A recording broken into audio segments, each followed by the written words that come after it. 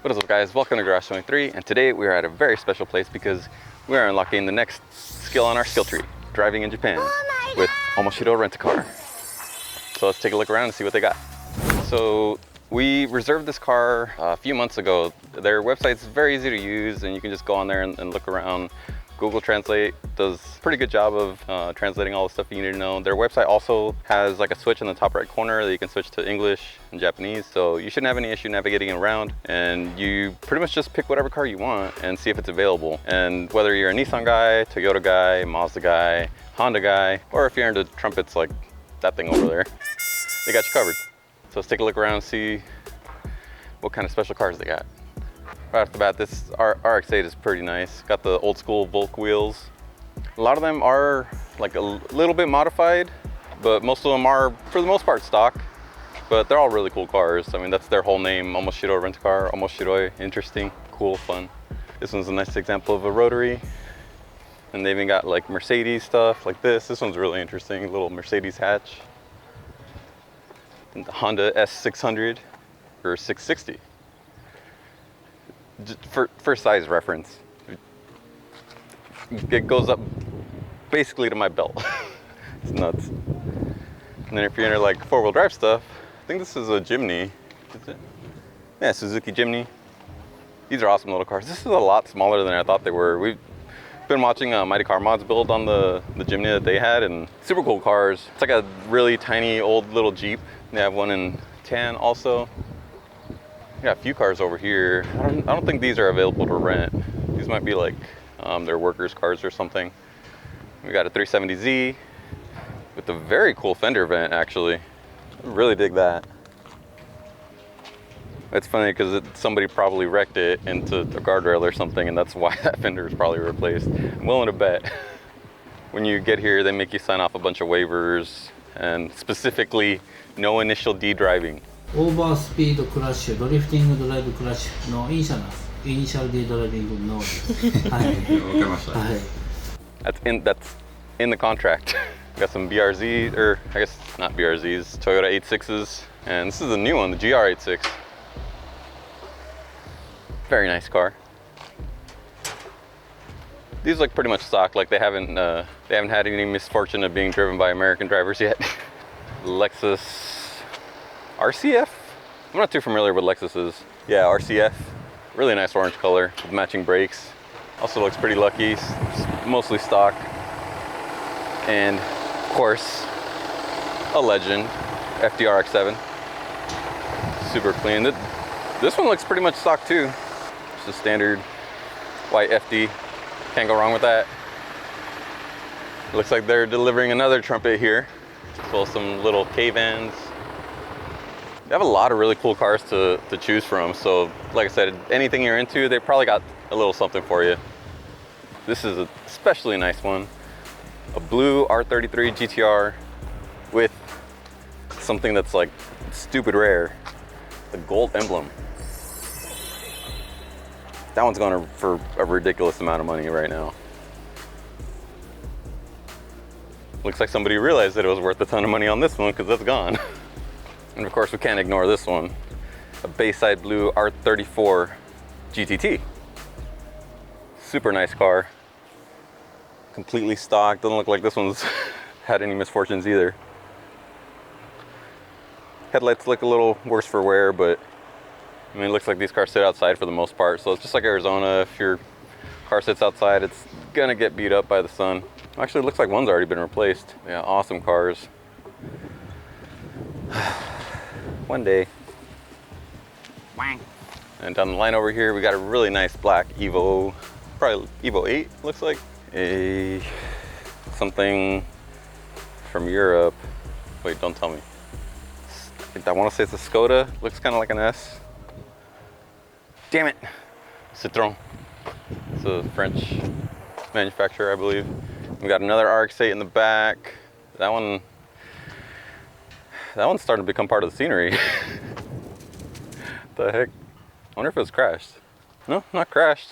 So it suffers the same fate as any other rotary, even in the US. The engine stops working and it assimilates to the background. Got another Skyline 400R. This is basically, well, we get these in the States, but they're not a 400R, obviously. They're not even Skylines in the US. They're Infiniti Q50s.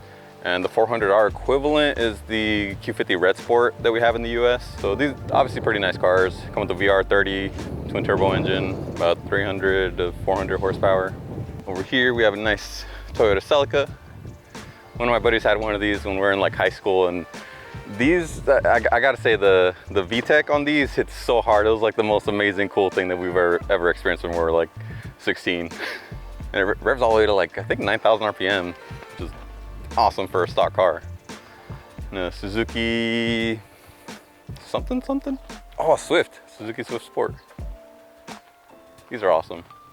Got a blue WRX STI, another Toyota 86. God, they have a bunch of really cool cars back here. S2000, I think it's the AP1. Volunteer is nice. Got a whole rally themed WRX over here, STI. Got a newer Impreza. And the majority of a Ferrari F355. Yeah, go ahead and talk crap in the comments. I'm not super familiar with Ferraris. Funny enough, Ferraris actually used to be my favorite car when I was like just getting into cars, like still like, I don't know, 10, 11 years old. It's like, Ferrari's the coolest thing ever. Now, not so much. Turbo Civic can beat one of these. Got a crazy wide body FCR X7 over here. All the panels molded in and everything too. So what's interesting is that in the US, usually when you go to like a body shop or something like that and you ask them to do something like this, they'll always like try to steer you away from it because they're like, oh, the panel will never like bond properly, it's gonna crack, the seams will show. This car's clearly been here for like maybe decades at this point. Still no cracking of any Bondo or anything like that. I mean, maybe there, it looks like it might have been hit at some point. But I mean, for the most part, the rest of the seams are still smooth. So I think it's just a matter of how much time you want to spend on a particular project. And here we got a CRX. This one probably had a B18. No engine left in it now. Another S2000. So all in all, from what I can see here, it kind of seems like they keep whatever car the customer ran off the highway. But if this is the case, then they really haven't had that many, you know, bad instances of bad drivers. It's maybe 1, 2, 3, 4, 5 crash cars in total that I can see. And then the misfortune of rotary is just not working. We got another Honda S600 over here. It's so cute. So tiny. This one has the airbag blown, so it probably was in some sort of accident, but I don't really see any damage. Got a smart car. That totally makes sense that they would have smart cars here. These are even smaller than some K cars. And I think this is a 4-door Skyline. Is it a 34? I think it's a 34. Can't see the taillights. Oh yeah, 34 base model. Probably a 2-liter. It doesn't have the center gauge stack. And it was auto. So it's probably had the RB20. Maybe even the single cam. Yeah, our 34s did come with a single cam RB.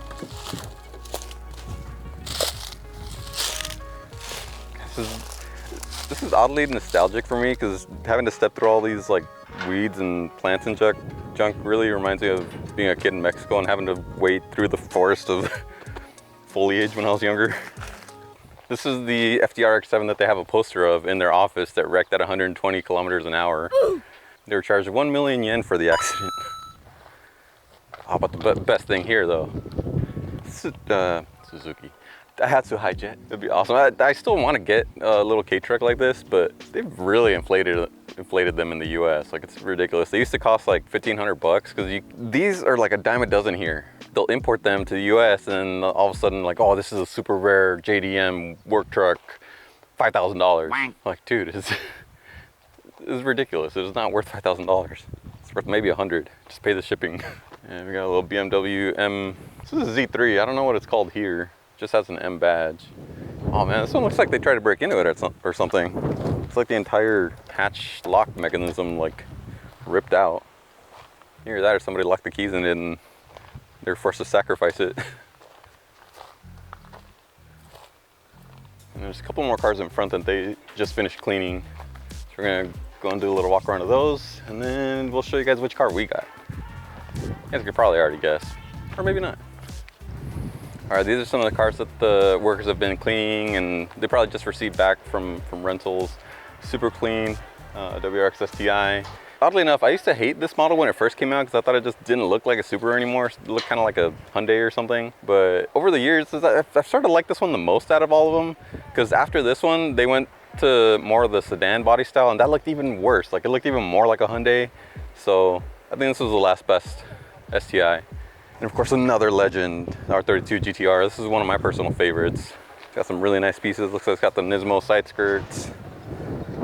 Still got the factory wheels that they've been polished. Momo steering wheel. Dash is starting to bubble like all other R32s, but it's a pretty nice example. It's a classic rear tail lights. It's amazing. And some of the newer editions, these are really cool. Got the Toyota Supra. I will say the paint on this one is super nice. Like, I really like this color, and it reminds me of the Lexus Pearl White. So I've always really liked that Pearl White in particular, because it's a really bright white as opposed to most other pearls that are like more of a yellow, and especially over time they start getting really like dingy looking. But this is a really nice pure pearl white. Really like it. And this, I'm sure this is the newest edition of theirs, the FL5 Type R. This one's super cool. And then of course we got the previous FK8 Type R. I was actually very close to renting one of these. I've kind of been getting a little more into Hondas thanks to Kopi Mart, you know, making us do Honda stuff. Yeah, I've always been really curious about the suspension on these. So our Altima is also front wheel drive and also has more than 300 horsepower to the wheels, and more importantly, more than 300 foot-pounds of torque to the wheels. And driving it is just a handful, and Honda addressed this on these cars because they both make over 300 horsepower at the wheels, or maybe not at the wheels, I don't know, but over 300 horsepower. And they did a dual axis front suspension, and that helps mitigate the torque steer significantly. I mean, to the point where it's almost non-existent. So that was one of the reasons I really wanted to test drive one of these. But being as we are a Nissan channel, we had to keep it in the family, and we went with the 400R. This one specifically is our rental for the next 3 days. I'll give you guys a little tour around the outside. Pretty much stock. Doesn't look like this one's been put in the ditch or anything either. Coolest part though about the JDM models is these rear taillights. Of course, in Japan, these are actually Skylines, contrary to what anyone in the US will tell you. That these chassis were sold as Skylines here, and this one in particular is the 400R. And being a Skyline, they kept the tradition of having the circular rear tails.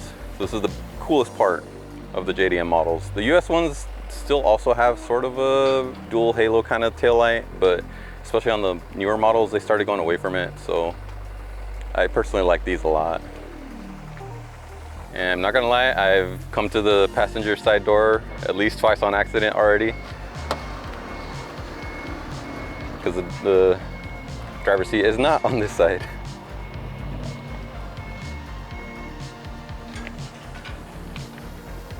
We got another really cool car that just got here, an Alfa Romeo 4C.